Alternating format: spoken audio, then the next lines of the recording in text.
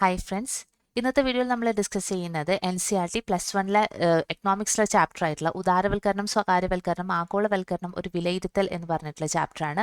വളരെ ഇമ്പോർട്ടൻ്റ് ആയിട്ടുള്ള ഒരു ചാപ്റ്ററാണ്. എക്കണോമിക്സിൽ നിന്നും പല പ്രാവശ്യമായിട്ട് ഇതിൽ നിന്ന് ഒത്തിരി ക്വസ്റ്റൻസ് വന്നിട്ടുണ്ട്. ഓക്കെ, അപ്പം നമുക്ക് ഇന്ന് അത് ഒന്ന് ഡിസ്കസ് ചെയ്യാം. സോ ആരെങ്കിലും ആദ്യമായിട്ടാണ് നമ്മുടെ ചാനൽ കാണുന്നതെങ്കിൽ ഒന്ന് പ്ലീസ് സബ്സ്ക്രൈബ് ചെയ്തേക്കുക ആൻഡ് നിങ്ങളുടെ ഫ്രണ്ട്സിലേക്കും കൂടി ഇതൊന്ന് ഷെയർ ചെയ്ത് കൊടുക്കുക കേട്ടോ. സോ എല്ലാവർക്കും നിഷ്ഠ PSCയിലേക്ക് സ്വാഗതം.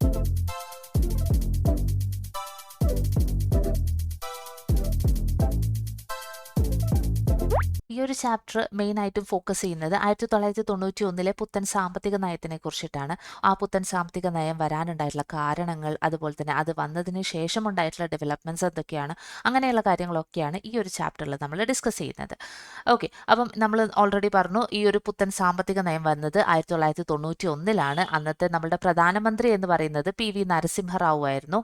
ആൻഡ് അന്ന് ധനമന്ത്രി ആയിട്ടുണ്ടായിരുന്നത് നമ്മളുടെ മുൻ പ്രധാനമന്ത്രി ആയിട്ടുണ്ടായിരുന്ന മൻമോഹൻ സിംഗ് ആയിരുന്നു. ഓക്കെ, ആ ഒരു സമയത്താണ് 1991 സാമ്പത്തിക നയം ഒക്കെ വരുന്നത്. ആൻഡ് ആ ഒരു സാമ്പത്തിക നയം വരുന്നതിന് മെയിൻ ആയിട്ടുള്ള ഒരു കാരണം എന്ന് പറയുന്നത് നമ്മളുടെ 1980s ഒക്കെ ആ ഒരു സമയത്ത് ഇന്ത്യയിൽ വളരെ രൂക്ഷമായ രീതിയിലുള്ള സാമ്പത്തിക പ്രതിസന്ധി നടക്കുന്നുണ്ടായിരുന്നു. ആൻഡ് ആ ഒരു സാമ്പത്തിക പ്രതിസന്ധിക്ക് കാരണമായിട്ടുള്ള കുറച്ച് കാര്യങ്ങൾ ഉണ്ടായിരുന്നു. അന്നത്തെ ആ ഒരു 80കളിലെ സാമ്പത്തിക പ്രതിസന്ധിക്കുള്ള കാരണങ്ങളാണ് ഇവിടെ കൊടുത്തിട്ടുള്ളത്. ഇതെല്ലാം ടെക്സ്റ്റിൽ സ്കാറ്റേർഡ് ആയിട്ടാണ്, അവിടെ ഇവിടെയൊക്കെ ആയിട്ടാണ് കിടക്കുന്നത്. അതാണ് നമ്മൾ ഇങ്ങനെ ഒരു ഇങ്ങനെ ഓർഡർ ആയിട്ട് ഇവിടെ കൊടുത്തിട്ടുള്ളതാണ്. അതുപോലെ നമ്മൾ ടെക്സ്റ്റിലുള്ള കാര്യങ്ങൾ അതുപോലെയല്ല പറയുന്നത്, അതിൽ മെയിനായിട്ടുള്ള കാര്യങ്ങൾ മാത്രം കോൺസെൻട്രേറ്റ് ചെയ്ത് അത് എടുത്തെടുത്താണ് പറയുന്നത്. ഈ ടെക്സ്റ്റിൽ ഇലാബറേറ്റ് ആയിട്ട് കുറേ എക്സാമ്പിൾസ് ഒക്കെ വെച്ചിട്ട് അങ്ങനെയൊക്കെയാണ് കുറേയൊക്കെ പറഞ്ഞിട്ടുള്ളത്. ഓക്കെ, നമുക്ക് മെയിനായിട്ടുള്ള കാര്യങ്ങളും സംഭവങ്ങളൊക്കെ പഠിക്കാം. ഓക്കെ, അപ്പം എന്തായിരുന്നു 80കളിലെ സാമ്പത്തിക പ്രതിസന്ധിക്ക് ഫസ്റ്റത്തെ കാരണം എന്ന് പറയുന്നത് സമ്പദ് വ്യവസ്ഥയുടെ കാര്യക്ഷമതാ കുറവായിരുന്നു. ഓക്കെ, സമ്പദ് വ്യവസ്ഥയ്ക്ക് ഉണ്ടായിരുന്ന ഒരു കാര്യക്ഷമതാ കുറവുണ്ടായിരുന്നു. പിന്നെ പൊതുമേഖലാ സ്ഥാപനങ്ങളുടെ നഷ്ടം. ആ ഒരു സമയത്ത് പൊതുമേഖലാ സ്ഥാപനങ്ങളെല്ലാം തന്നെ നഷ്ടത്തിലായിരുന്നു ഓടിക്കൊണ്ടിരുന്നത്. ഇനി സർക്കാരിന്റെ പൊതുചെലവിലുണ്ടായിട്ടുള്ള വർധനവും കമ്മി ബഡ്ജറ്റും. ഇനി പെട്രോളിയം ഉൽപ്പന്നങ്ങൾ പോലുള്ള ഉൽപ്പന്നങ്ങളുടെ അമിതമായ ഇറക്കുമതി, അത്യാവശ്യ വസ്തുക്കളുടെ വില വർധനവും, അതുപോലെ തന്നെ പണപ്പെരുപ്പവും. ഇതൊക്കെ എന്താണ് 80കളിലെ സാമ്പത്തിക പ്രതിസന്ധിക്ക് കാരണമായിട്ടുള്ള കാര്യങ്ങളാണ്. ഓക്കെ, ഇതൊക്കെ കൊടുത്തിട്ട് ചിലപ്പം ഇതിൽ നിന്നൊരു സ്റ്റേറ്റ്മെന്റ് രൂപത്തിലൊക്കെ ചോദിക്കാവുന്നതാണ്, നമുക്ക് പറയാൻ പറ്റില്ല. അടുത്താണ് വിദേശ വിനിമയ തോതിലുള്ള പ്രതിസന്ധി, അടവശിഷ്ട പ്രതിസന്ധി, പൊതുകട വർധനവ്, അതുപോലെ തന്നെ ഗൾഫ് യുദ്ധങ്ങൾ. ഇതെല്ലാം തന്നെ എന്താണ് 80കളിലെ സാമ്പത്തിക പ്രതിസന്ധിക്ക് കാരണമായിട്ടുള്ള കാര്യങ്ങളാണ്. ഇനി അടവശിഷ്ടം എന്ന് പറഞ്ഞിട്ടുണ്ടെങ്കിൽ നിങ്ങൾക്ക് ഇവിടെ ടേം നിങ്ങൾ കാണുന്നുണ്ടാവും. അടവശിഷ്ടം എന്ന് പറഞ്ഞിട്ടുണ്ടെങ്കിൽ ഒരു നിശ്ചിത സമയത്ത് ഒരു രാജ്യത്തെത്തുന്ന പണവും ആ രാജ്യത്ത് നിന്നും മറ്റ് രാജ്യങ്ങളിലേക്ക് ഒഴുകുന്ന പണവും തമ്മിലുള്ള ആ ഒരു ഡിഫറൻസിനെയാണ് നമ്മൾ അടവശിഷ്ടം എന്ന് പറയുന്നത്. ഓക്കെ, എന്താണ് ഒരു നിശ്ചിത സമയത്ത് ഒരു രാജ്യത്തെത്തുന്ന പണവും ആ രാജ്യത്ത് നിന്ന് ഒരു നിശ്ചിത സമയത്ത് മറ്റ് രാജ്യങ്ങളിലേക്ക് പോകുന്ന പണവും തമ്മിലുള്ള ആ ഒരു ഡിഫറൻസിനെയാണ് നമ്മൾ അടവശിഷ്ടം എന്ന് പറയുന്നത്. ഒരു 1980 സാമ്പത്തിക പ്രതിസന്ധി പരിഹരിക്കുന്നതിനായിട്ട് നമ്മുടെ രാജ്യത്തെ സർക്കാർ ലോകത്തിലെ 2 പ്രധാനപ്പെട്ടിട്ടുള്ള ധനകാര്യ സ്ഥാപനങ്ങളെയാണ് ആ ഒരു സമയത്ത് അപ്രോച്ച് ചെയ്യുന്നത്. ആരായിരിക്കും അത്? നമ്മൾക്കറിയാം അല്ലെ, ബ്രട്ടൺ വുഡ് ഇരട്ടകൾ എന്നറിയപ്പെടുന്ന 2 ധനകാര്യ സ്ഥാപനങ്ങളാണ് വേൾഡിൽ തന്നെ ഏറ്റവും മികച്ചതായിട്ടുള്ളത്. IMFും വേൾഡ് ബാങ്കിനെ അല്ലെങ്കിൽ നമുക്ക് IBRD എന്നും പറയാം. ഇവരെ രണ്ടുപേരെയും നമ്മൾ ഈ ഒരു പ്രതിസന്ധി പരിഹരിക്കാൻ വേണ്ടിയിട്ട് അപ്രോച്ച് ചെയ്യാണ്. അങ്ങനെ ഇതിനെ പരിഹരിക്കാൻ വേണ്ടിയിട്ടുള്ള സഹായങ്ങളൊക്കെ അവർ ചെയ്യാമെന്ന് പറയുകയും അതുപോലെ തന്നെ $7 ബില്യൺ സാമ്പത്തിക സഹായമൊക്കെ അവർ കൊടുക്കുന്നുണ്ട്. ആൻഡ് ആ ഒരു സമയത്ത് ഇവർ വെച്ചിരുന്ന ഒരേ ഒരു കണ്ടീഷൻ എന്ന് പറയുന്നത് ഈ രാജ്യത്തിന്റെ സാമ്പത്തിക രംഗം പരിഷ്കരിക്കപ്പെടണം. ഇതായിരുന്നു അവർ മുന്നോട്ട് വെച്ചിരുന്ന മെയിൻ കാര്യം എന്ന് പറയുന്നത്. ആൻഡ് ആ ഒരു നിബന്ധനകളൊക്കെ IBRDയുടെയും IMFിൻ്റെയും ഒക്കെ നിബന്ധനകളുടെ അടിസ്ഥാനമാക്കിയിട്ട് നമ്മൾ 2 പ്രധാനപ്പെട്ട നടപടികളാണ് സാമ്പത്തിക രംഗത്ത് കൈക്കൊള്ളുന്നത്. അങ്ങനെ 2 നടപടികൾ നമ്മൾ കൊണ്ടുവന്നു എന്ന് പറയുന്നുണ്ട്. ആ 2 നടപടികളാണ് ആദ്യത്തേത് സുസ്ഥിരത കൈവരിക്കാനുള്ള നടപടികൾ. ഓക്കെ, സുസ്ഥിരത കൈവരിക്കാനുള്ള നടപടികളുണ്ട്. അതുപോലെ തന്നെ രണ്ടാമത്തതാണ് ഘടനാപരമായിട്ടുള്ള നടപടികൾ. ഒത്തിരി പ്രാവശ്യം ചോദിച്ചിട്ടുള്ള ഒരു ക്വസ്റ്റ്യൻ ആണ് ഇത് കേട്ടോ.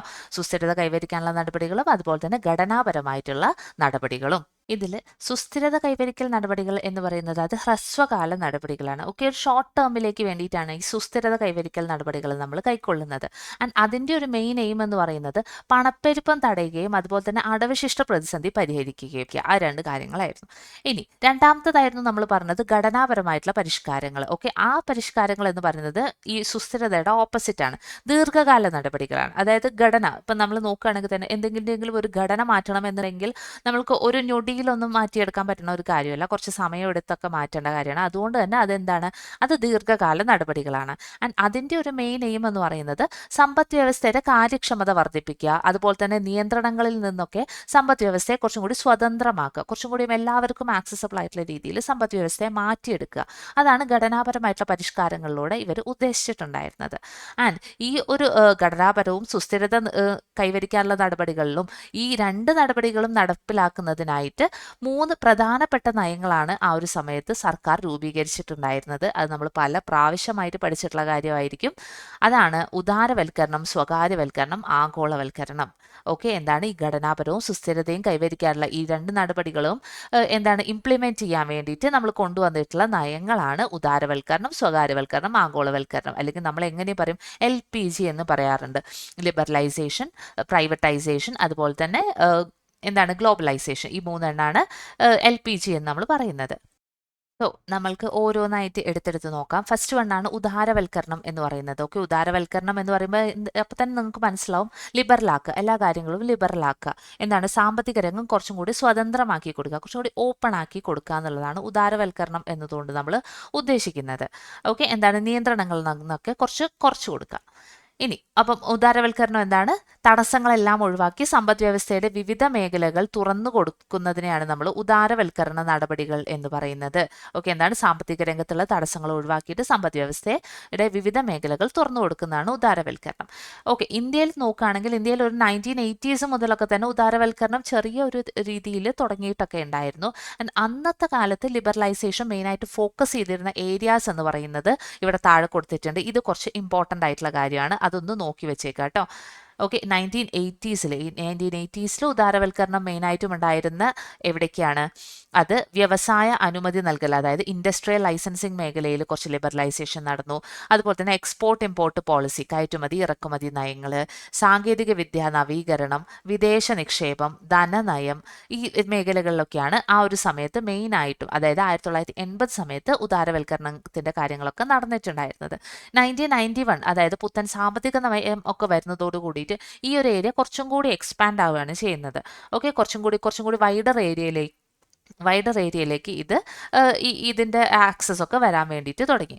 ഓക്കെ, അപ്പം ഏതാണ് മെയിനായിട്ടും അതിൻ്റെ ആക്സസ് ഉണ്ടായിരുന്നത് എന്ന് വെച്ചിട്ടുണ്ടെങ്കിൽ വ്യവസായ മേഖലയ്ക്ക് ഉണ്ടായിരുന്നു. ഓക്കെ, കൂടുതൽ ശ്രദ്ധ കിട്ടിയ മേഖലകളാണ് വ്യവസായ മേഖല, ധനകാര്യ മേഖല, നികുതി പരിഷ്കാരം, വിദേശ വിനിമയം, അതുപോലെ തന്നെ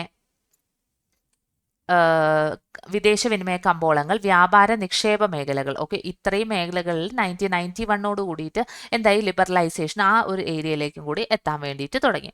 ഓക്കെ, ഇനി ഈ ഒരു കാര്യങ്ങൾ വ്യവസായ മേഖലയിൽ എന്തൊക്കെ പരിഷ്കാരങ്ങളാണ് ലിബറലൈസേഷനിലൂടെ ഉണ്ടായിട്ടുള്ളത്, അങ്ങനെ ഓരോന്നിൽ എന്തൊക്കെയാണ് ഉണ്ടായിട്ടുള്ളതെന്നാണ് അടുത്ത് നമ്മൾ ഡിസ്കസ് ചെയ്യുന്നത്.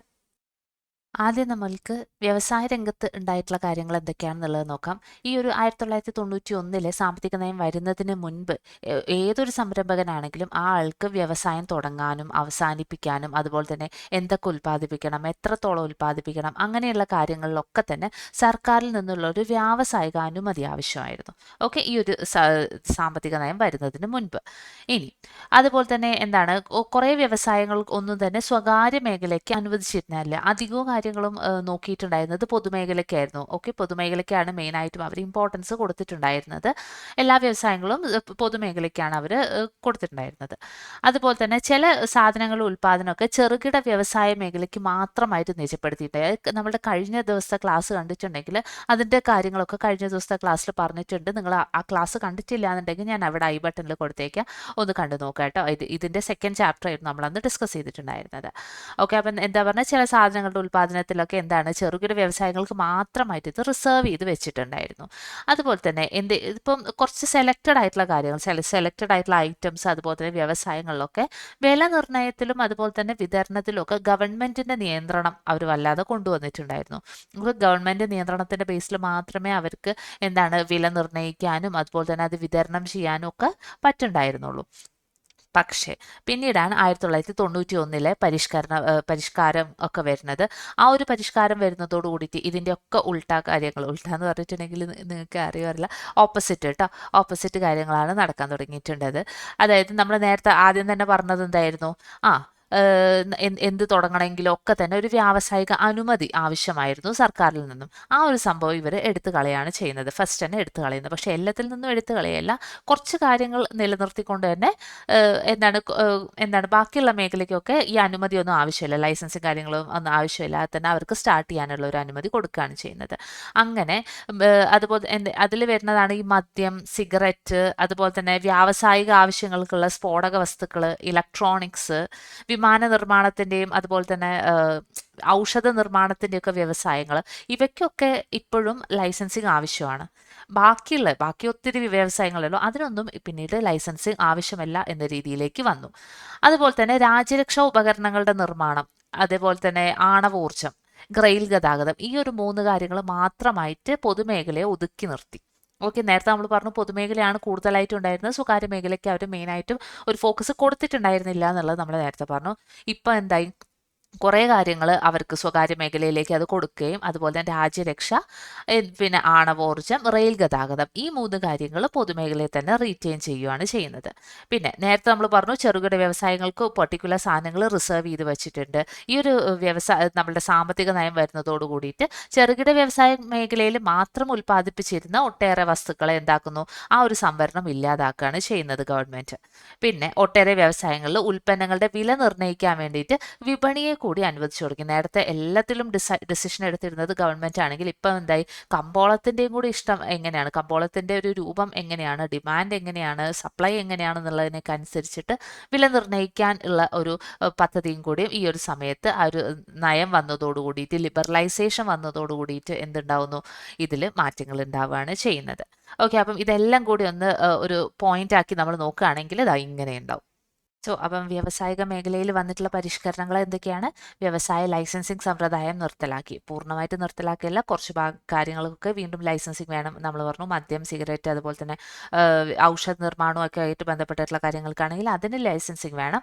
ബാക്കിയുള്ള കാര്യങ്ങളിൽ നിന്നൊക്കെ വ്യാവസായിക ലൈസൻസിങ് സമ്പ്രദായം അവർ നിർത്തലാക്കി. പിന്നെ വ്യാവസായിക ഉൽപ്പന്ന രംഗത്തുള്ള റിസർവേഷൻ, നമ്മൾ പറഞ്ഞു ചെറുകിട വ്യവസായങ്ങൾക്ക് വേണ്ടി കുറച്ച് റിസർവേഷൻസ് ഒക്കെ ഉണ്ടായിരുന്നു, ആ റിസർവേഷൻസ് ഒക്കെ ഇവർ പുനഃക്രമീകരിച്ചു. പല ഉൽപ്പന്നങ്ങളുടെയും ഉൽപ്പാദനത്തിലുള്ള റിസർവേഷൻ ഇവർ ഒഴിവാക്കി. ചെറുകിട വ്യവസായ മേഖലയിലുള്ള റിസർവേഷൻ എടുത്തു കളഞ്ഞു. ഓക്കെ, റിസർവേഷനായിട്ട് ബന്ധപ്പെട്ടിട്ടുള്ള പോയിന്റ്സ് ആണ് ഇത്രയും പറഞ്ഞത്. ഇനി കമ്പോള വിലനിർണ്ണയ സമ്പ്രദായം നടപ്പിലാക്കി. നമ്മൾ നേരത്തെ പറഞ്ഞിട്ടുണ്ടായിരുന്നു ഗവൺമെന്റ് ആണ് വിലനിർണ്ണയ കാര്യങ്ങളൊക്കെ നോക്കിയിട്ടുണ്ടായിരുന്നത്. ഇപ്പം എന്തായി, കമ്പോള വിലനിർണ്ണയ സമ്പ്രദായമാണ് അവരവിടെ നടപ്പിലാക്കുന്നത്. ഇനി വ്യാവസായിക മേഖലയിൽ വിദേശ നിക്ഷേപം പ്രോത്സാഹിപ്പിച്ചു. നമ്മൾ പറയാത്തൊരു പോയിന്റ് ആണിത്. വ്യാവസായിക മേഖലയിൽ വിദേശ നിക്ഷേപം പ്രോത്സാഹിപ്പിച്ചു.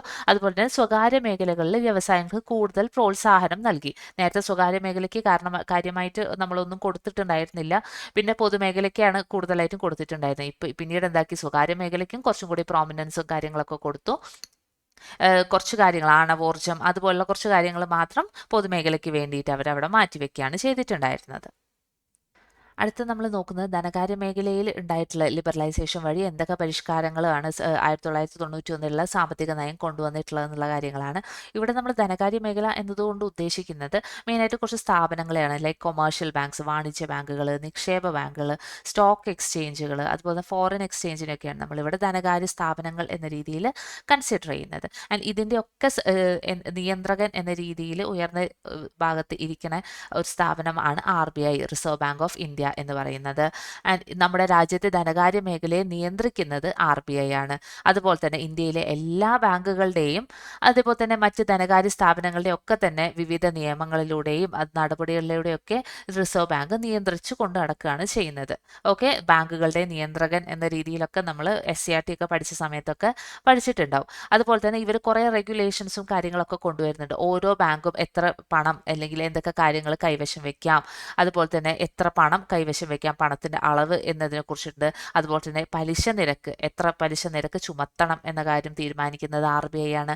വിവിധ മേഖലകളിലുള്ള വായ്പാ രീതികൾ, അതുപോലെ അങ്ങനെയുള്ള കാര്യങ്ങളൊക്കെ തന്നെ ആരാണ് ചെയ്യുന്നത്? RBI ആണ് നിയന്ത്രിക്കുന്നത്.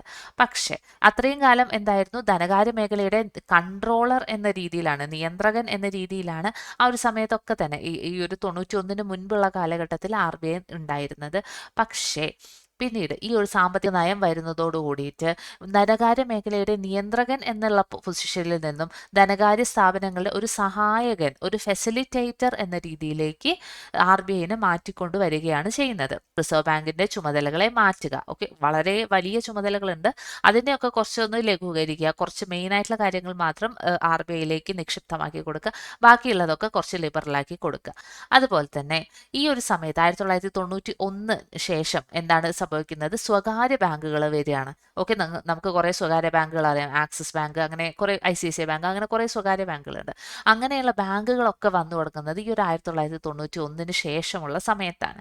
ഓക്കെ, അതുപോലെ തന്നെ വേറെ ഉണ്ടായിട്ടുള്ള ഈ ഒരു സമയത്ത് ഉണ്ടായിട്ടുള്ള ഒരു ഡെവലപ്മെന്റ് ആണ് ബാങ്കുകളുടെ വിദേശ നിക്ഷേപ പരിധി എന്ന് പറയുന്നത് 50% ഉയർത്തുന്നു. ഓക്കെ, പണ്ട് വളരെ കുറച്ച് വിദേശ നിക്ഷേപ പരിധി ഉണ്ടായിരുന്നുള്ളൂ. അപ്പം ഈ ഒരു സമയത്ത് എന്താവുന്നു? ഈ ഒരു സാമ്പത്തിക നയം വരുന്നതോട് കൂടിയിട്ട് 50% ഉയർത്തിക്കൊണ്ടുവരികയാണ് ചെയ്യുന്നത്. പിന്നെ നേരത്തെ ഉള്ള ഒരു പോയിന്റ് ആയിരുന്നു, റിസർവ് ബാങ്കിനോട് കൂടിയിട്ട് കൂടി ആലോചിക്കാതെ ആ ഒരു സമയത്ത് ആർക്കും ഒരു തീരുമാനങ്ങളും ഒന്നും ഈ സാമ്പത്തിക മേഖലയുമായി ബന്ധപ്പെട്ട് ഒരു തീരുമാനങ്ങളും എടുക്കാനൊന്നും പറ്റില്ലായിരുന്നു. പക്ഷേ റിസർവ് ബാങ്കുമായിട്ട് കൂടിയാലോചിക്കാതെ തന്നെ ചില വ്യവസ്ഥകൾക്ക് വിധേയമായിട്ട് പുതിയ ബ്രാഞ്ചസ് തുടങ്ങാനുള്ള അനുമതി ബാങ്കുകൾക്കൊക്കെ നൽകി തുടങ്ങി. അതുപോലെ തന്നെ ഇപ്പം നിലവിലുള്ള ബാങ്കുകൾക്കൊക്കെ ബാക്കിയുള്ള പണ്ടൊക്കെ ആണെങ്കിൽ എല്ലാ പ്രവർത്തനങ്ങൾക്കും എന്ത് ചെയ്യണമെങ്കിലും RBIയോട് ചോദിക്കണം എന്നുള്ള ഒരു കാര്യം ഉണ്ടായിരുന്നു. പക്ഷേ ഇപ്പം മീൻസ് ആ ഒരു സാമ്പത്തിക നയത്തിന് ശേഷം നോക്കുകയാണെങ്കിൽ യുക്തിസഹമായിട്ടുള്ള കാര്യങ്ങളൊക്കെ അവർക്ക് ഡിസൈഡ് ചെയ്യാനുള്ള ആ ഒരു പവർ ബാക്കിയുള്ള ബാങ്കുകൾക്കും കൂടിയും കൊടുത്തിട്ടുണ്ട്. അതാണ് ധനകാര്യ മേഖലയിൽ ഉണ്ടായിട്ടുള്ള വേറൊരു ഡെവലപ്മെന്റ് എന്ന് പറയുന്നത്. ഇനി വേറൊരു കാര്യം എന്ന് പറയുന്നത്, ഒത്തിരി അധികം വിദേശ നിക്ഷേപകരായിട്ടുള്ള സ്ഥാപനങ്ങളുണ്ട്, like mutual funds, pension funds, അങ്ങനെയുള്ള കാര്യങ്ങളൊക്കെ ഉണ്ടായല്ലോ. ഇവർക്കൊന്നും പണ്ട് ഇന്ത്യൻ മൂലധന വിപണിയിലൊന്നും നിക്ഷേപിക്കാനോ ഇൻവെസ്റ്റ് ചെയ്യാനുള്ള ഒരു അനുമതി ഒന്നും ഉണ്ടായിരുന്നില്ല. പക്ഷേ ഈ ഒരു സാമ്പത്തിക നയം വന്നതിന് ശേഷം എന്താവുന്നു? ഇവർക്കൊക്കെ തന്നെ, അതുപോലെ ഫോറിൻ ഇൻസ്റ്റിറ്റ്യൂഷൻ ഇൻവെസ്റ്റേഴ്സ് ഉണ്ട്, മർച്ചന്റ് ബാങ്ക്സ് ഉണ്ട്, ഇതിനൊക്കെ തന്നെ എന്താക്കുന്നു? ഇന്ത്യൻ മൂലധന വിപണിയിൽ നിക്ഷേപിക്കാനുള്ള അനുമതിയും കൂടി നൽകുകയാണ് ചെയ്യുന്നത്. ഓക്കെ, അപ്പം ഇതൊക്കെ കൂടി ഒരു ഇത്ര പോയിന്റ്സ് ആക്കി നോക്കുകയാണെങ്കിൽ ഇങ്ങനെ ഉണ്ടാവും. എന്തൊക്കെയാണ്? ധനകാര്യ സ്ഥാപനങ്ങൾക്ക് മേൽ റിസർവ് ബാങ്കിനുള്ള നിയന്ത്രണങ്ങളിൽ കുറവ് വരുത്തി. നമ്മൾ നേരത്തെ കണ്ടു, നിയന്ത്രണങ്ങളിലൊക്കെ കുറച്ച് കുറവ് വരുത്തിയിട്ടുണ്ട്. എന്താണ്? നിയന്ത്രകൻ, കൺട്രോളർ എന്നതിൽ നിന്നും ഫെസിലിറ്റേറ്റർ എന്ന രീതിയിലേക്ക് RBIനെ കൊണ്ടുവന്നു. പലിശ നിരക്ക് നിശ്ചയിക്കൽ, ബ്രാഞ്ചുകൾ ആരംഭിക്കൽ മുതലായ കാര്യങ്ങളിൽ ധനകാര്യ സ്ഥാപനങ്ങൾക്ക് റിസർവ് ബാങ്കിന്റെ അംഗീകാരമില്ലാതെ പ്രവർത്തിക്കാനുള്ള അനുവാദവും ലഭിച്ചു. ഇനി സ്വകാര്യ മേഖലയിൽ ബാങ്കുകൾക്ക് അനുമതി നൽകി. പുതിയ പുതിയ കുറച്ച് സ്വകാര്യ ബാങ്കുകളൊക്കെ വന്നു. ഇനി ബാങ്കിംഗ് മേഖലയിൽ 50%-ലേറെ വിദേശ നിക്ഷേപം അനുവദിച്ചു. അതുപോലെ തന്നെ നമ്മൾ നേരത്തെ പറഞ്ഞിട്ടുണ്ടായിരുന്നു, മ്യൂച്വൽ ഫണ്ട്സ്, മർച്ചന്റ് ബാങ്ക്സ്, അതിനൊക്കെ തന്നെ ഇന്ത്യൻ മൂലധന വിപണിയിൽ നിക്ഷേപിക്കാനുള്ള ഒരു അനുമതിയും കൂടി നൽകുന്നുണ്ട്. ഇത്രയും കാര്യങ്ങളാണ് ധനകാര്യ മേഖലയിൽ ഉണ്ടായിട്ടുള്ള പരിഷ്കാരം. ഇനി നികുതി രംഗത്തുണ്ടായിട്ടുള്ള പരിഷ്കാരങ്ങളെ കുറിച്ച് നോക്കുകയാണെങ്കിൽ, ഈ ഒരു സർക്കാരിന്റെ നികുതി വ്യവസ്ഥയും പൊതുചെലവും ഒക്കെ ബന്ധപ്പെട്ടിട്ടുള്ള കാര്യങ്ങളാണ് നികുതി പരിഷ്കാരങ്ങൾ എന്നതുകൊണ്ട് ഉദ്ദേശിക്കുന്നത്. ഇതിനൊക്കെ നമുക്ക് വേണമെങ്കിൽ കോമൺ ആയിട്ട് എന്തെന്ന് പറയാം? ധനനയം അല്ലെങ്കിൽ ഫിസ്ക്കൽ പോളിസി എന്നും പറയാം. ഓക്കെ, സർക്കാരിന്റെ നികുതി വ്യവസ്ഥയും പൊതുചെലവിനെയും ഒക്കെ കുറിച്ച് പറയുന്ന കാര്യത്തിനെയാണ് നമ്മൾ എന്തെന്ന് പറയുന്നത്? ധനനയം അഥവാ ഫിസ്ക്കൽ പോളിസി എന്ന് പറയുന്നത്.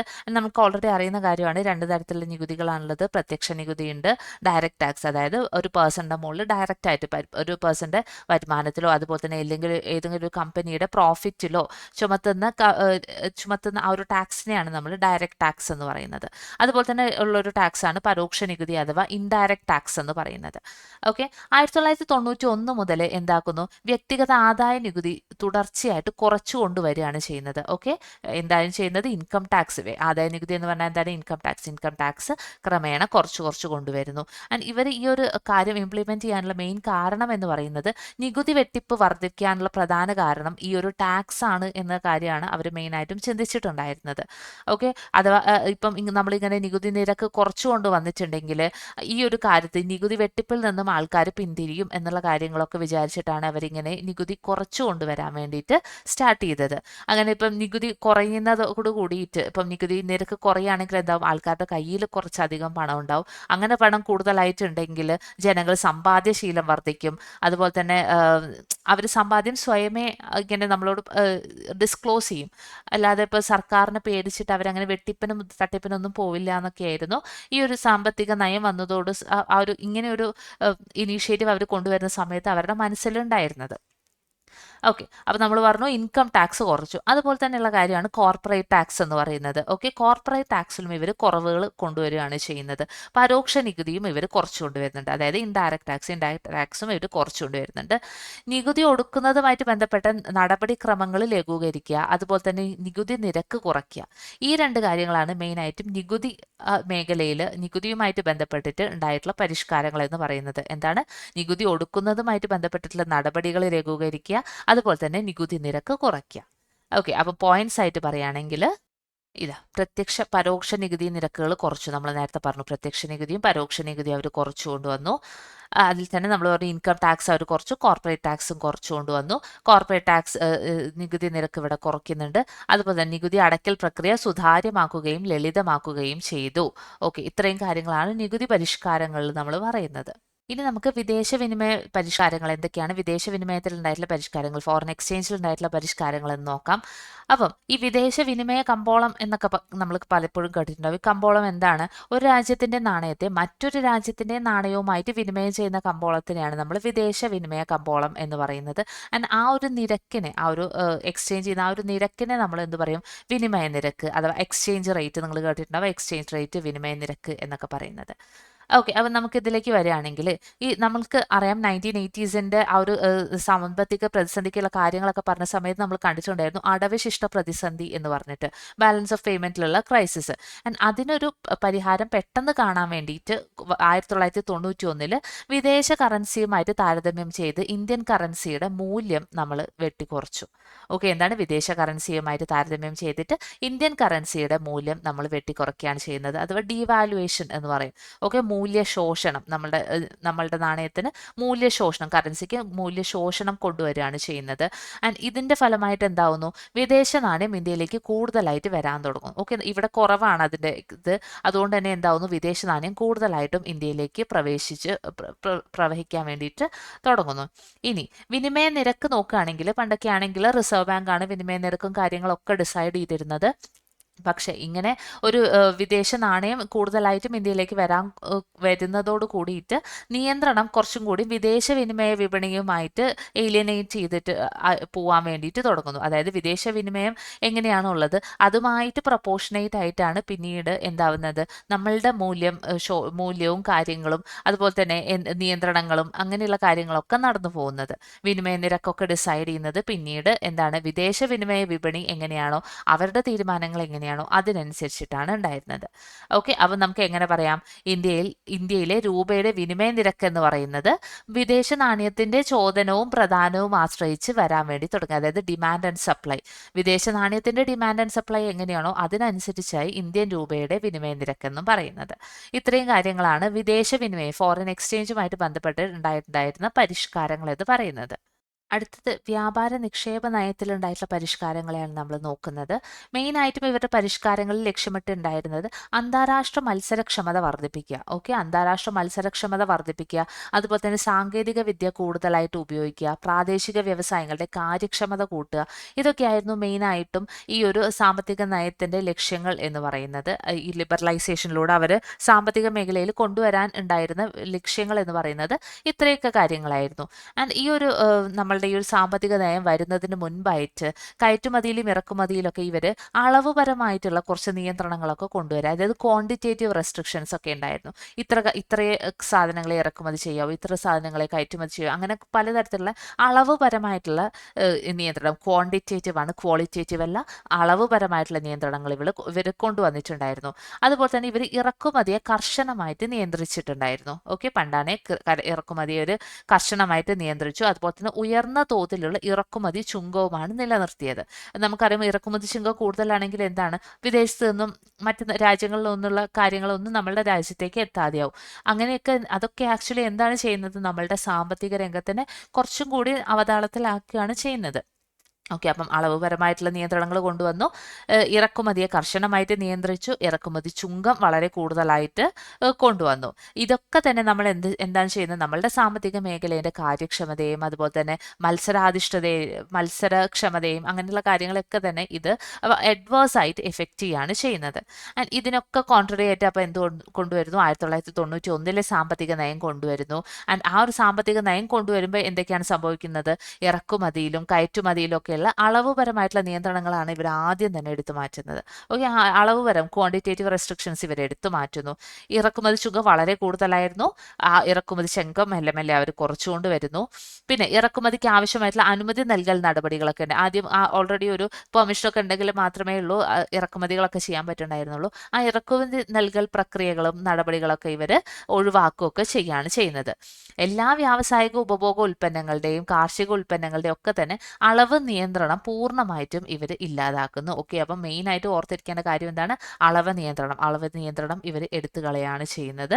കയറ്റുമതി ചുങ്കം ഇവർ പൂർണ്ണമായിട്ടും ഒഴിവാക്കുകയും ചെയ്യുന്നു. ഇറക്കുമതി ചുങ്കം ഇവർ കുറച്ചുകൊണ്ട് വരുന്നു. കയറ്റുമതി ചുങ്കം എന്താക്കുന്നു, ഇവർ പൂർണ്ണമായിട്ടും ഒഴിവാക്കുന്നു. ലിബറലൈസേഷൻ്റെ കാര്യങ്ങളും ലിബറലൈസേഷനെ ഓരോ മേഖലയിലും ഉണ്ടാക്കിയിട്ടുള്ള പരിഷ്കാരങ്ങളൊക്കെ ആയിരുന്നു ഇത്രയും നേരം നമ്മൾ ഡിസ്കസ് ചെയ്തുകൊണ്ടിരുന്നത്. നെക്സ്റ്റ് നമ്മൾ LPGയിൽ പിയിലേക്ക് പോകാൻ, പ്രൈവറ്റൈസേഷൻ അതൊക്കെ സ്വകാര്യവൽക്കരണം എന്ന് പറയുന്നത്. അതിൽ തന്നെ നമുക്ക് എല്ലാം ക്ലിയർ ആണ്. സ്വകാര്യവൽക്കരണം, പ്രൈവറ്റ് ആക്കുക, പൊതുമേഖലാ സ്ഥാപനങ്ങളുടെ ഉടമസ്ഥാവകാശം അല്ലെങ്കിൽ നിർവഹണ ചുമതലയൊക്കെ സ്വകാര്യ മേഖലയ്ക്ക് കൈമാറുന്നതിനെയാണ് നമ്മൾ സ്വകാര്യവൽക്കരണം എന്നതുകൊണ്ട് ഉദ്ദേശിക്കുന്നത്. ആൻഡ് ഇങ്ങനെയുള്ള സ്വകാര്യവൽക്കരണം ഗവൺമെൻറ് കമ്പനികളിൽ ഇവർ രണ്ട് രീതിയിലാണ് നടപ്പാക്കാൻ വേണ്ടിയിട്ട് ശ്രമിച്ചിട്ടുണ്ടായിരുന്നു. ഓർത്തിരിക്കുക കേട്ടോ, ഗവൺമെന്റ് കമ്പനികളെ രണ്ട് രീതിയിലാണ് സ്വകാര്യ കമ്പനികളിലാക്കിയിട്ട് മാറ്റുന്നുണ്ടായിരുന്നത്. ഫസ്റ്റ് എന്ന് പറയുന്നത് പൊതുമേഖലാ സ്ഥാപനങ്ങളുടെ ഉടമസ്ഥാവകാശം, നിർവഹണ ചുമതലയൊക്കെ ആ ഒരു ചുമതലയിൽ നിന്നൊക്കെ ഗവൺമെന്റ് പിൻവാങ്ങുക. ഓക്കെ, ഫസ്റ്റ് എന്താണ്, പൊതുമേഖലാ സ്ഥാപനങ്ങളുടെ ഉടമസ്ഥാവകാശം, നിർവഹണ ചുമതലയിൽ നിന്നൊക്കെ ഗവൺമെന്റ് പിൻവാങ്ങുകയാണ് ഫസ്റ്റത്തെ രീതി എന്ന് പറയുന്നത്. ഇനി രണ്ടാമത്തെ രീതി നോക്കുകയാണെങ്കിൽ പൊതുമേഖലാ സ്ഥാപനങ്ങളെ സ്വകാര്യ മേഖലയ്ക്ക് വിൽക്കുക. ഓക്കെ, മറ്റേത് ഗവൺമെന്റ് പിൻവാങ്ങൽ, ഇതാണെങ്കിൽ പൊതുമേഖലാ സ്ഥാപനങ്ങളെ സ്വകാര്യ മേഖലയ്ക്ക് വിൽക്കുക. അതിനെയാണ് നമ്മൾ എന്തെന്ന് പറയുന്നത്, ഡിസ്ഇൻവെസ്റ്റ്മെന്റ് എന്ന് പറയുന്നത് കേട്ടോ. ഓക്കെ, പൊതുമേഖലാ സ്ഥാപനങ്ങളുടെ ഓഹരികളൊക്കെ ഭാഗികമായിട്ട് സ്വകാര്യ മേഖലയ്ക്ക് കൊടുക്കുന്ന ആ ഒരു പ്രോസസ്സിനെയാണ് നമ്മൾ ഡിസ്ഇൻവെസ്റ്റ്മെന്റ് അഥവാ മൂലധന നിക്ഷേപ സ്വകാര്യവൽക്കരണം എന്ന് പറയുന്നത്. ഓക്കെ, ആ ടേം ഓർത്തു വയ്ക്കുക, മൂലധന നിക്ഷേപ സ്വകാര്യവൽക്കരണം, ഡിസ്ഇൻവെസ്റ്റ്മെന്റ്. ഗവൺമെന്റ് പൊതുമേഖലാ സ്ഥാപനങ്ങളെ സ്വകാര്യവൽക്കരിക്കുക, സ്വകാര്യ മേഖലയ്ക്ക് വിൽക്കുക, ഓഹരികളൊക്കെ ഭാഗികമായിട്ട് വിൽക്കുന്നതിനെയാണ് നമ്മൾ ഡിസ്ഇൻവെസ്റ്റ്മെന്റ് എന്ന് പറയുന്നത്. ഇനി സ്വകാര്യ മൂലധനം, ഇവർ എന്തൊക്കെയാണ് ഈ ഒരു സ്വകാര്യവൽക്കരണത്തിലൂടെ ഉദ്ദേശിക്കുന്നതെന്ന് വെച്ചിട്ടുണ്ടെങ്കിൽ, സ്വകാര്യ മൂലധനം അതുപോലെ തന്നെ മികച്ച മാനേജ്മെന്റ് എന്നിവയൊക്കെ പൊതുമേഖലയുടെ വികസനത്തിനായിട്ട് ഉപയോഗിക്കുക എന്നതാണ് ഇവർ പ്രൈവറ്റൈസേഷൻ കൊണ്ടുവരുന്നതിലൂടെ മെയിനായിട്ടും ഉദ്ദേശിച്ചിട്ടുണ്ടായിരുന്നത്. അതുപോലെ തന്നെ രാജ്യത്തേക്ക് കൂടുതലായിട്ട് വിദേശ നിക്ഷേപത്തിന്റെ ഒഴുക്ക് കൊണ്ടുവരാൻ വേണ്ടിയിട്ട്. ഓക്കെ, പ്രൈവറ്റ് കമ്പനീസ് ഒക്കെയാണ്. പ്രൈവറ്റ് കമ്പനീസ് വിദേശ നിക്ഷേപമൊക്കെ കൂടുതലായിട്ട് നമ്മളിലേക്ക് വെൽക്കം ചെയ്യും. അപ്പം എന്താവും, നമ്മുടെ രാജ്യത്തിന്റെ എക്കോണമി കുറച്ചും കൂടി ഫ്ലറിഷ് ചെയ്യാൻ വേണ്ടിയിട്ട് തുടങ്ങും. ഓക്കെ, രാജ്യത്തിലേക്കുള്ള നേരിട്ടുള്ള വിദേശ നിക്ഷേപത്തിന്റെ ഒഴുക്ക് വർദ്ധിപ്പിക്കുക എന്നുള്ളതും ഇവരുടെ ഒരു ലക്ഷ്യമായിരുന്നു. ഇനി അടുത്തതായിട്ട് ഇവർ ഈ ഒരു പ്രൈവറ്റൈസേഷനിലൂടെ കൊണ്ടുവന്ന ഒരു കാര്യം എന്ന് പറയുന്നത്, പൊതുമേഖലാ സ്ഥാപനങ്ങൾക്കൊക്കെ കുറേയധികം പൊതുമേഖലാ സ്ഥാപനങ്ങൾക്ക് ഇവർ എന്ത് ചെയ്യുന്നു, ഈ ഒരു സ്വയംഭരണ അധികാരം കൊടുക്കുകയാണ് ചെയ്യുന്നത്. ഓക്കെ, ഓട്ടോണമസ് ആക്കി മാറ്റുകയാണ് ചെയ്യുന്നത്. എന്തിനു വേണ്ടിയിട്ടാണെന്ന് ചോദിച്ചിട്ടുണ്ടെങ്കിൽ, പൊതുമേഖലാ സ്ഥാപനങ്ങളുടെയൊക്കെ കാര്യക്ഷമത വർദ്ധിപ്പിക്കുന്നതിന് വേണ്ടിയിട്ട്, അവരുടെ മാനേജ്മെന്റ് ഒക്കെ കുറച്ചും കൂടി നന്നാക്കാനൊക്കെ വേണ്ടിയിട്ട് തീരുമാനിച്ചുകൊണ്ടാണ് ഇവർക്ക് ഈ ഒരു സ്വയംഭരണ അധികാരം അവർക്ക് കൊടുക്കുന്നത്. ആൻഡ് ഇതിന്റെ ഭാഗമായിട്ടാണ് നമ്മൾ പല പ്രാവശ്യം കണ്ടിട്ടുള്ളതായിരിക്കും മഹാരത്ന, മിനിരത്ന, അതുപോലെ തന്നെ നവരത്ന കമ്പനികൾ എന്നൊക്കെ പറഞ്ഞിട്ട് നമ്മളുടെ ന്യൂസ് പേപ്പറിലൊക്കെ നോക്കിയിട്ടുണ്ടെങ്കിലൊക്കെ നമുക്കാണ് മിനിരത്ന കമ്പനി ആയിട്ട് വന്നു, അതുപോലെ തന്നെ നവരത്ന കമ്പനി ആയിട്ട് അപ്ഗ്രേഡ് ആയി എന്നൊക്കെ പറഞ്ഞിട്ടുള്ള കാര്യങ്ങളൊക്കെ പല പ്രാവശ്യം വരാറുണ്ട്. അപ്പം അത് എന്താണ്, ഈ സ്വകാര്യവൽക്കരണവുമായിട്ട് ബന്ധപ്പെട്ടിട്ടുള്ള ഒരു പോയിന്റ് ആണ് കേട്ടോ, ഓർത്തിരിക്കുക. അത് കാര്യമായിട്ട് ടെക്സ്റ്റിൽ അധികമായിട്ടൊന്നും കൊടുത്തിട്ടില്ല, പക്ഷേ ഇതിന് മുൻപ് നമ്മൾക്ക് ആക്ച്വലി ക്വസ്റ്റ്യൻ വന്നിട്ടുണ്ട്. ഒന്ന് രണ്ട് എക്സാംസിൽ ഈ ഒരു ഭാഗത്ത് നിന്ന് ക്വസ്റ്റ്യൻ വന്നിട്ടുണ്ട്. അതുകൊണ്ട് നമുക്ക് ജസ്റ്റ് അധികമൊന്നുമില്ല, കുറച്ചൊന്ന് ആ ഒരു ഭാഗം നോക്കിയിട്ട് പോവാം.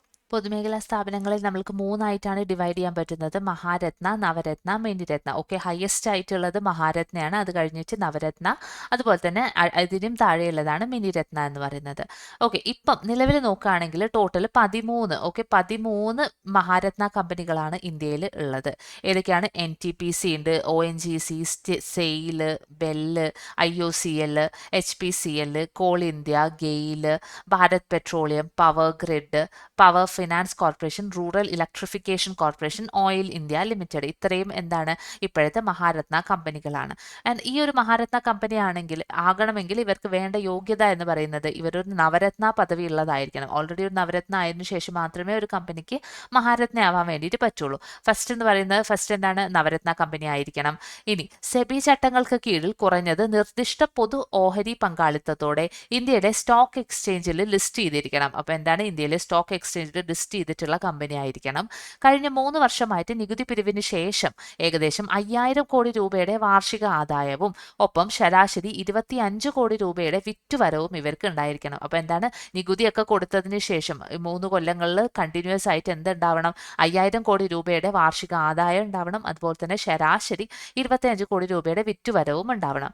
ഇനി ഗണ്യമായ ആഗോള സാന്നിധ്യം നിലനിർത്തുകയും അന്താരാഷ്ട്ര പ്രവർത്തനങ്ങളിൽ ഏർപ്പെടുകയും ചെയ്യുക എന്ന് പറയുന്നത് ഇവരുടെ ഒരു ക്വാളിറ്റി ആയിരിക്കും. ഓക്കെ, ഗണ്യമായിട്ടുള്ള ആഗോള സാന്നിധ്യം നിലനിർത്തുക, അതുപോലെ തന്നെ അന്താരാഷ്ട്ര പ്രവർത്തനങ്ങളിൽ ഏർപ്പെടുകയൊക്കെ ചെയ്യുന്ന ഒരു കമ്പനിയാണ് നമ്മൾ മഹാരത്ന കമ്പനി എന്ന് പറയുന്നത്.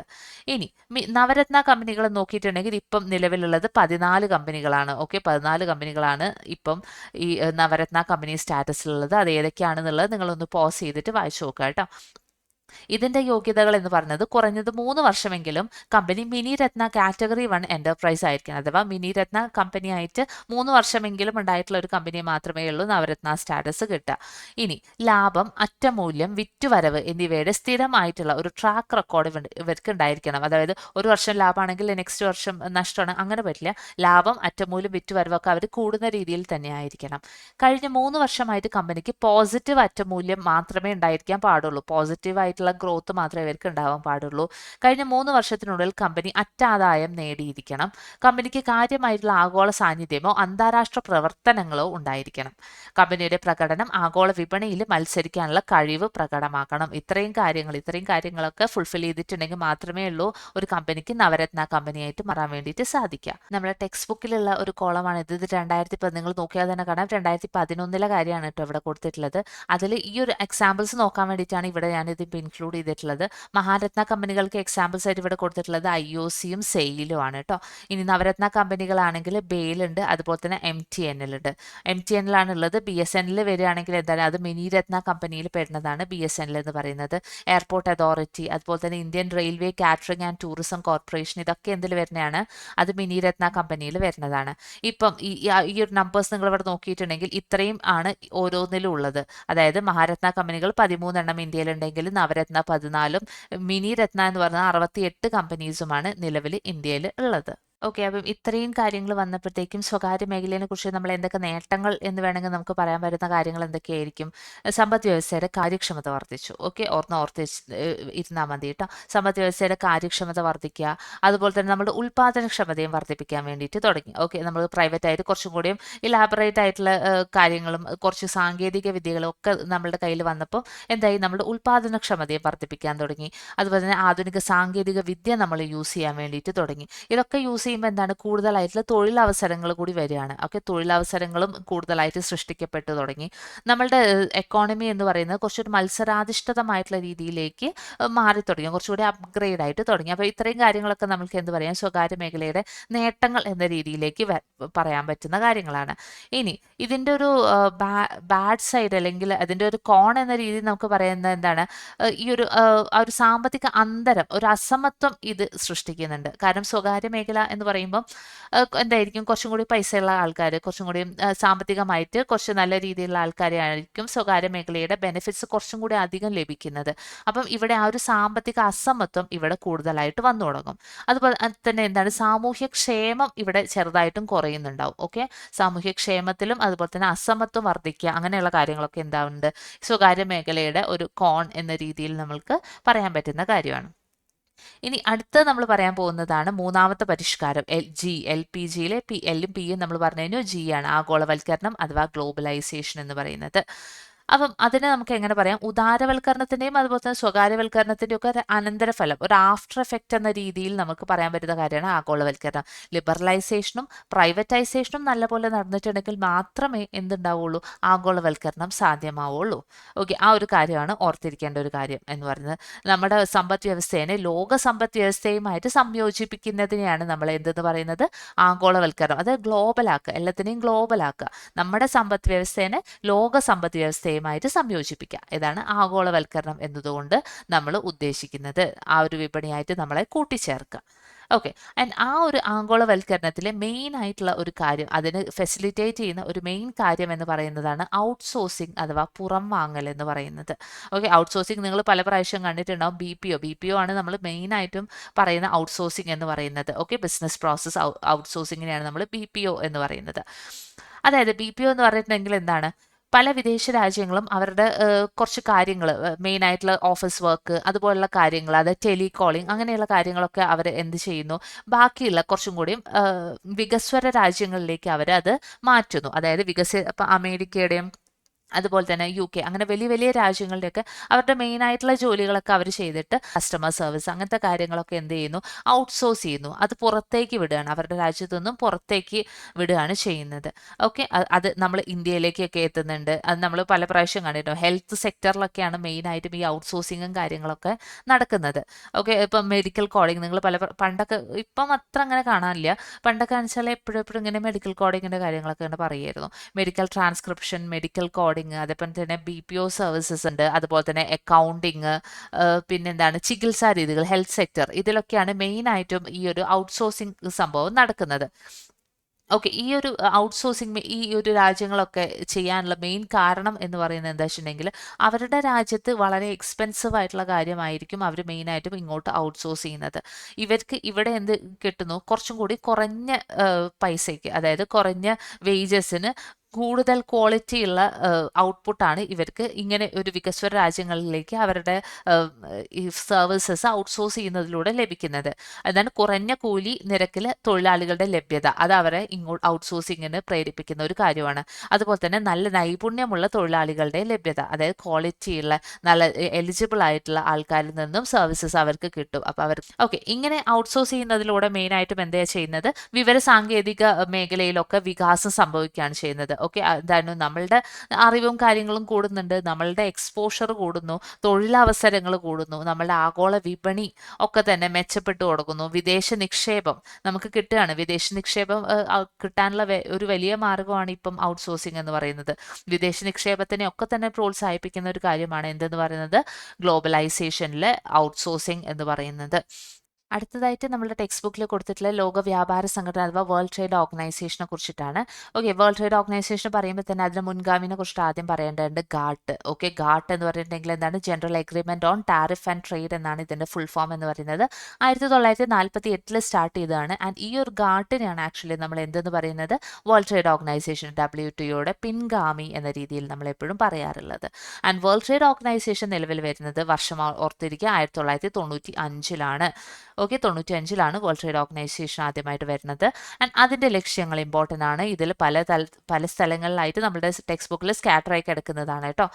സേവനങ്ങളുടെ ഉൽപ്പാദനവും വ്യാപാരവും വർദ്ധിപ്പിക്കുക, ആഗോള വിഭവങ്ങളുടെ ഏറ്റവും അനുകൂലമായിട്ടുള്ള ഉപയോഗം, പരിസ്ഥിതി സംരക്ഷണം, ഇതൊക്കെ എന്താണ്, വേൾഡ് ട്രേഡ് ഓർഗനൈസേഷൻ്റെ ലക്ഷ്യങ്ങളാണ് കേട്ടോ. സേവനങ്ങളുടെ ഉൽപ്പാദനവും വ്യാപാരവും വർദ്ധിപ്പിക്കുക, ആഗോള വിഭവങ്ങളുടെ ഏറ്റവും അനുകൂലമായിട്ടുള്ള ഉപയോഗം ഉറപ്പാക്കുക, പരിസ്ഥിതി സംരക്ഷണം. വേൾഡ് ട്രേഡ് ഓർഗനൈസേഷൻ എന്ന് പറയുമ്പോൾ നമ്മൾ പരിസ്ഥിതി സംരക്ഷണം ഒന്നും അങ്ങനെ ഓർക്കാനുള്ള ചാൻസ് ഇല്ല. അപ്പോൾ ഈ ഒരു പോയിന്റ് നല്ലോണം ഓർത്തിരിക്കുക. പരിസ്ഥിതി സംരക്ഷണവും വേൾഡ് ട്രേഡ് ഓർഗനൈസേഷൻ്റെ ലക്ഷ്യങ്ങളിൽ പെടുന്നതാണ്. ഇനി സാധനങ്ങളുടെയും സേവനങ്ങളുടെയും അന്താരാഷ്ട്ര വ്യാപാരം ശക്തിപ്പെടുത്തുക, എല്ലാ അംഗരാജ്യങ്ങൾക്കും കൂടുതൽ വിപണി അവസരങ്ങൾ നൽകുക. അംഗരാജ്യങ്ങളുടെ വിപണി അവസരങ്ങൾ പറയുന്ന സമയത്ത് എത്ര അംഗരാജ്യങ്ങൾ എന്ന് നമ്മൾ ഓർത്തിരിക്കേണ്ടതാണ്, 164ആണ്. 164 അംഗരാജ്യങ്ങളാണുള്ളത്. 2016-ലാണ് അവസാനമായിട്ടുള്ള ഒരു അംഗമായിട്ടുള്ള അഫ്ഗാനിസ്ഥാന് ഈ ഒരു വേൾഡ് ട്രേഡ് ഓർഗനൈസേഷനിലേക്ക് കടന്നു വരുന്നത്. ഇനി വേൾഡ് ട്രേഡ് ഓർഗനൈസേഷൻ ആസ്ഥാനം ചോദിച്ചിട്ടുണ്ടെങ്കിൽ ഏതാണ്, ജനീവയാണ്. ജനീവയിലാണ് വേൾഡ് ട്രേഡ് ഓർഗനൈസേഷൻ വരുന്നത്. ആൻഡ് നിലവിലെ തലവൻ എന്ന് പറയുന്നത് ഗോസി ഒക്കോങ്കോ ഇസ്വേലയാണ്. ഓക്കെ, അപ്പം പുത്തൻ സാമ്പത്തിക നയവുമായിട്ട് ബന്ധപ്പെട്ട് നമ്മൾ ലിബറലൈസേഷനെ കുറിച്ച് പറഞ്ഞു, പ്രൈവറ്റൈസേഷനെ കുറിച്ച് പറഞ്ഞു, ആഗോളവൽക്കരണം അതായത് ഗ്ലോബലൈസേഷനെ കുറിച്ചൊക്കെ പറഞ്ഞു. ഇനി ഇതിന്റെ ഗുണങ്ങളും ദോഷങ്ങളും കൂടി നമ്മൾ അറിഞ്ഞിരിക്കേണ്ടത് ഇമ്പോർട്ടൻ്റ് ആണ്. ഓക്കെ, ഫസ്റ്റ് തന്നെ നമ്മൾ എന്തൊക്കെയാണ് ഗുണങ്ങൾ എന്നുള്ള കാര്യങ്ങൾ നോക്കാം. മെയിൻ ആയിട്ടും എന്ന് പറയുന്നത് GDP വർദ്ധിച്ചു. ഓക്കെ, പുത്തൻ സാമ്പത്തിക നയം വന്നതോട് കൂടിയിട്ട് എന്തുണ്ടാവുന്നു, GDP-യിൽ വർധനവ് ഉണ്ടാവുകയാണ് ചെയ്യുന്നത്. ആൻഡ് സാമ്പത്തിക വളർച്ചയ്ക്ക് കാരണമാവുന്നു. എന്നാൽ കാർഷിക വ്യാവസായിക മേഖലകളിൽ GDP-യുടെ സംഭാവന രാജ്യത്ത് കുറഞ്ഞു വന്നു തുടങ്ങി. ഓക്കെ, ഇപ്പം നമുക്കറിയാം, ഇപ്പോഴാണെങ്കിൽ കാർഷിക മേഖലയിലും വ്യാവസായിക മേഖലയിലും നിന്നുള്ള നമ്മളുടെ GDP-യിലേക്കുള്ള സംഭാവന പണ്ടിൽ നിന്ന് നോക്കുകയാണെങ്കിൽ വളരെ കുറഞ്ഞു വരികയാണ് ചെയ്യുന്നത്. മെയിനായിട്ടും ഇപ്പം എന്താണ്, സർവീസ് സെക്ടർ, സേവന മേഖലയാണ് GDP-യിലേക്ക് കൂടുതലായിട്ടും സംഭാവന ചെയ്യുന്നത്. ഓക്കെ, സേവന മേഖലയാണ് ഇന്ന് GDP-യിലേക്ക് ഏറ്റവും കൂടുതൽ സംഭാവന ചെയ്യുന്നത് എന്ന് പറയുന്നുണ്ട്. നെക്സ്റ്റ് പോയിന്റ് ആണ് വിദേശ നിക്ഷേപം വർദ്ധിച്ചു. ഓക്കെ, നമ്മൾ നേരത്തെ കണ്ടതാണ്, പല ഭാഗങ്ങളിലുമായിട്ട് വിദേശ നിക്ഷേപം വർദ്ധിക്കാൻ വേണ്ടിയിട്ട് നമ്മൾ എന്തൊക്കെ കാര്യങ്ങൾ എഴുതിയിട്ടുണ്ട്, ഔട്ട്സോഴ്സിങ് ചെയ്ത കാര്യങ്ങൾ പറയുന്നുണ്ട്, കയറ്റുമതി ചുങ്കവും ഇറക്കുമതി ചുങ്കവുമായിട്ട് ബന്ധപ്പെട്ടുള്ള കാര്യങ്ങളൊക്കെ പറഞ്ഞിട്ടുണ്ടായിരുന്നു. നേരിട്ടുള്ള വിദേശ നിക്ഷേപവും അതുപോലെ തന്നെ വിദേശ സ്ഥാപന നിക്ഷേപവും രാജ്യത്ത് വർദ്ധിച്ചു വന്നു തുടങ്ങി. വിദേശ വിനിമയ തോത് വർദ്ധിച്ചു തുടങ്ങി. സമ്പാദ്യവും നിക്ഷേപവും വർദ്ധിച്ചു. ഓക്കെ, സമ്പാദ്യവും കൂടി നിക്ഷേപവും ഒക്കെ തന്നെ കൂടി തുടങ്ങി. എന്തുകൊണ്ടായിരിക്കും, നമ്മൾ നേരത്തെ പറഞ്ഞിട്ടുണ്ടായിരുന്നു, ആദായ നികുതിയൊക്കെ അവർ കുറച്ചുകൊണ്ട് വന്നിട്ടുണ്ടായിരുന്നു, കോർപ്പറേറ്റ് ടാക്സ് ഒക്കെ അവർ കുറച്ചുകൊണ്ട് വന്നിട്ടുണ്ടായിരുന്നു. അതിൻ്റെയൊക്കെ ഫലമായിട്ട് സമ്പാദ്യവും നിക്ഷേപവും ഒക്കെ വർദ്ധിക്കാൻ തുടങ്ങി. സമ്പാദ്യ നിരക്ക് 50% മുകളിലും നിക്ഷേപ നിരക്ക് 36% മുകളിലും എത്തിക്കുവാൻ പരിഷ്കരണം സഹായിച്ചിട്ടുണ്ട്. ഓർത്തിരിക്കാട്ടോ, സമ്പാദ്യ രംഗം 50% മുകളിലും നിക്ഷേപ നിരക്കാണെങ്കിലും 36% മുകളിലും എത്തിക്കാൻ വേണ്ടിയിട്ട് സഹായിച്ചു. ഇനി കയറ്റുമതി വർദ്ധിച്ചു. ഓക്കെ, കയറ്റുമതി കൂടി. പ്രധാനമായിട്ടും automobiles, engineering goods, software, textiles മുതലായിട്ടുള്ള ഉൽപ്പാദന മേഖലയിലെ ഉൽപ്പന്നങ്ങൾ കയറ്റുമതി ചെയ്യുന്ന രാജ്യമായിട്ട് നമ്മുടെ രാജ്യം മാറി. ഓക്കെ, ഇത് ഇമ്പോർട്ടൻ്റ് ആയിട്ടുള്ള കാര്യമാണ്. എന്താണ്, ഓട്ടോമൊബൈൽസും എഞ്ചിനീയറിംഗ് ഗുഡ്സും സോഫ്റ്റ്വെയറും ടെക്സ്റ്റൈൽസും ഒക്കെ എന്താണ് ഉൽപ്പന്നങ്ങൾ കയറ്റുമതി ചെയ്യുന്ന മെയിൻ ആയിട്ടുള്ള ഒരു രാജ്യമായിട്ട് ഇന്ത്യ മാറുകയാണ് ചെയ്യുന്നത്. ഒപ്പം തന്നെ എന്താവുന്നു, ഇത്രയും കാര്യങ്ങളൊക്കെ ഉണ്ടാകുമ്പോൾ ഉറപ്പാണ് ദാരിദ്ര്യ നിരക്ക് കുറയും. വിദേശ നിക്ഷേപം കൂടി, സമ്പാദ്യവും നിക്ഷേപവും ഒക്കെ കൂടി, ഒക്കെ അപ്പം എന്താവും, GDP-യും കൂടി. GDP കൂടുമ്പോൾ എന്ത് സംഭവിക്കും, ദാരിദ്ര്യ നിരക്കും കുറയും. ഇനി ഗുണങ്ങൾ ഇത്രയാണെങ്കിൽ ദോഷങ്ങളും ഉണ്ട്. അപ്പം ഫസ്റ്റ് എന്ന് പറയുന്നത് തൊഴിലവസരങ്ങൾ വേണ്ടത്ര വർദ്ധിച്ചില്ല എന്ന് വേണമെങ്കിൽ നമുക്ക് പറയാം. പരിഷ്കരണ കാലഘട്ടത്തിൽ GDP വർദ്ധിച്ചെങ്കിലും രാജ്യത്ത് വേണ്ടത്ര തൊഴിലവസരങ്ങൾ വർദ്ധിച്ചില്ല. ഈ അവസ്ഥയെ നമ്മൾക്ക് തൊഴിൽ രഹിത വളർച്ച എന്ന് വിമർശിക്കപ്പെടുന്നുണ്ട്. പല എക്കണോമിസ്റ്റും കാര്യങ്ങളൊക്കെ ഈ ഒരു സമയത്തിന് ഈ ഒരു അവസ്ഥയെ അവർ പറഞ്ഞതാണ് തൊഴിൽ രഹിത വളർച്ച എന്ന്. കാരണം GDP കൂടിയെങ്കിലും തൊഴിലവസരങ്ങൾ അത്ര കണ്ട് അവർ എക്സ്പെക്ട് ചെയ്ത അത്രയും വളർന്നിട്ടുണ്ടായിരുന്നില്ല. ഇനി കാർഷിക മേഖലയെ ഇത് പ്രതികൂലമായിട്ട് ബാധിച്ചു. കാരണം എന്താണ്, ഇവർ 3% വാർഷിക വളർച്ചാ നിരക്ക് മാത്രമാണ് ആ ഒരു സമയത്ത് കൃഷിയിൽ ഉണ്ടായിട്ടുണ്ടായിരുന്നത്. ആൻഡ് ആസ് എ റിസൾട്ട് എന്ത് സംഭവിക്കുന്നു, കാർഷിക ഉൽപാദനക്ഷമതയും കുറഞ്ഞു വരുന്നു. ആൻഡ് ഇതിനൊക്കെ കാരണം എന്ന രീതിയിൽ നമുക്ക് പറയാവുന്ന ഈ ഒരു കാർഷിക മേഖലയ്ക്ക് പ്രതികൂലമായിട്ട് ബാധിക്കാനുണ്ടായിട്ടുള്ള മെയിൻ കാരണങ്ങൾ എന്ന് പറയുന്നത് എന്താണ്, കാർഷിക സബ്സിഡികൾ നിർത്തലാക്കി. ഓക്കെ, കാർഷിക സബ്സിഡികൾ നിർത്തലാക്കി. അതുപോലെ തന്നെ കാർഷിക ഉൽപാദന ചെലവിലുള്ള വർധനവ്. ഓക്കെ, കൂടുതലായിട്ടുള്ള നമ്മൾ പറഞ്ഞു ആധുനികമായിട്ടുള്ള സാങ്കേതിക വിദ്യയൊക്കെ ഉപയോഗിച്ചു തുടങ്ങി. അപ്പം ആധുനിക സാങ്കേതിക വിദ്യയൊക്കെ കാർഷിക മേഖലയിൽ കർഷകർക്കൊക്കെ അതൊക്കെ വാങ്ങുക അല്ലെങ്കിൽ അതൊക്കെ ഉപയോഗിക്കുക എന്ന് പറയുന്നത് എക്സ്പെൻസീവ് ആയിട്ടുള്ള കാര്യമായിരിക്കും. അപ്പം ഈ ഒരു ചെലവ് കാരണം ഇത് കാർഷിക മേഖലയെ പ്രതികൂലമായിട്ട് ബാധിച്ചു. ഇനി കാർഷിക ഉൽപ്പന്നങ്ങളുടെ വിലക്കുറവ്, അവർ ഉണ്ടാക്കുന്ന കാര്യങ്ങളിലൊക്കെ തന്നെ വിലക്കുറവ് ആണ് ഉണ്ടായിരുന്നത്. ഇനി കുറഞ്ഞ സർക്കാർ നിക്ഷേപം, കാർഷിക മേഖലയിൽ കുറഞ്ഞ സർക്കാർ നിക്ഷേപം. ഭക്ഷ്യവിളകളേക്കാൾ നാണ്യവിളകൾ അവർ ഉൽപ്പാദിപ്പിച്ചു. ഇമ്പോർട്ടൻ്റ് ആണ്, ഭക്ഷ്യവിളകളേക്കാൾ നാണ്യവിളകൾ ഉൽപ്പാദിപ്പിച്ചു തുടങ്ങി. ഇത് ഭക്ഷ്യപ്രതിസന്ധിക്ക് കാരണമായിട്ട് മാറുകയാണ് ചെയ്യുന്നത്. ഇനി വേൾഡ് ട്രേഡ് ഓർഗനൈസേഷന്റെ കരാറുകളും ഒക്കെയാണ് ഈ ഒരു കാർഷിക മേഖലയെ പ്രതികൂലമായിട്ടുള്ള ബാധിച്ചിട്ടുള്ള കാര്യങ്ങൾ എന്ന് പറയുന്നത്. ഇനി വ്യാവസായിക മേഖലയിലും പ്രതികൂലമായിട്ട് തന്നെ ബാധിച്ചിട്ടുണ്ട്. കാരണം എന്താണ്, ആധുനിക സാങ്കേതിക വിദ്യയുടെ അഭാവങ്ങൾ. അത് കാരണം നമുക്ക് ആക്സസ് ചെയ്യാൻ എക്സ്പെൻസീവ് ആയതുകൊണ്ട് എല്ലാവർക്കും ഈ ആധുനിക സാങ്കേതിക വിദ്യകളൊന്നും ഒക്കെ തന്നെ ആക്സസ് ചെയ്യാൻ വേണ്ടിയിട്ട് പറ്റുന്നുണ്ടായിരുന്നില്ല. ഇനി വിദേശ ഉൽപ്പന്നങ്ങളുടെ മത്സരം, വ്യാവസായിക അടിസ്ഥാന സൗകര്യങ്ങളുടെ കുറവ്, വ്യാപാര രംഗത്ത് വികസിത രാജ്യങ്ങളുടെ അമിതമായിട്ടുള്ള നിയന്ത്രണം, ഇതൊക്കെ എന്ത് സംഭവിക്കുന്നു, ഇതൊക്കെ കാരണം എന്താണ്, വ്യാവസായിക മേഖലയെ ഇത് പ്രതികൂലമായിട്ട് ബാധിക്കുന്നു. ഇനി ഡിസ്ഇൻവെസ്റ്റ്മെന്റ് നയത്തിലുള്ള പോരായ്മകൾ. ഡിസ്ഇൻവെസ്റ്റ്മെന്റ് എന്ന് പറഞ്ഞിട്ടുണ്ടെങ്കിൽ എന്തായിരുന്നു, പൊതുമേഖലാ സ്ഥാപനങ്ങളുടെ ഓഹരികളൊക്കെ സ്വകാര്യ മേഖലയ്ക്ക് വിൽക്കുന്നതിനായിരുന്നു നമ്മൾ ഡിസ്ഇൻവെസ്റ്റ്മെന്റ് എന്ന് പറയുന്നത്. അതിലുണ്ടായിട്ടുള്ള പോരായ്മകൾ ഈ ഒരു സാമ്പത്തിക നയത്തിന്റെ നയത്തിൻ്റെ ഒരു പോരായ്മ എന്ന് നമുക്ക് എടുത്തു കാട്ടാൻ പറ്റുന്നതാണ്. ഫിസിക്കൽ പോളിസിയിൽ ഉണ്ടായിട്ടുള്ള പോരായ്മകൾ, അതുപോലെ തന്നെ സമ്പത്തിൻ്റെ കേന്ദ്രീകരണവുമായിട്ട് ബന്ധപ്പെട്ടിട്ടുള്ള പോരായ്മകൾ, ഇതൊക്കെ എന്താണ് ഈ ഒരു 1991 സാമ്പത്തിക നയത്തിൽ ഉണ്ടായിട്ടുള്ള ദോഷഫലങ്ങൾ എന്ന് വേണമെങ്കിൽ നമുക്ക് പറയാൻ പറ്റുന്നതാണ്. ഓക്കെ, അപ്പം ഇത്രയും കാര്യങ്ങളാണ് മെയിനായിട്ടും ഈ ഒരു ചാപ്റ്ററിൽ ഡിസ്കസ് ചെയ്ത് പോകുന്ന കാര്യങ്ങൾ എന്ന് പറയുന്നത്. ഓക്കെ, മെയിനായിട്ടുള്ള എല്ലാം നമ്മൾ ഇതിൽ കവർ ചെയ്ത് പോയിട്ടുണ്ട്. ഓക്കെ, അപ്പം ഇത്രയും നേരം ക്ലാസ് കേട്ടതിന് thank you so much for listening. Happy learning.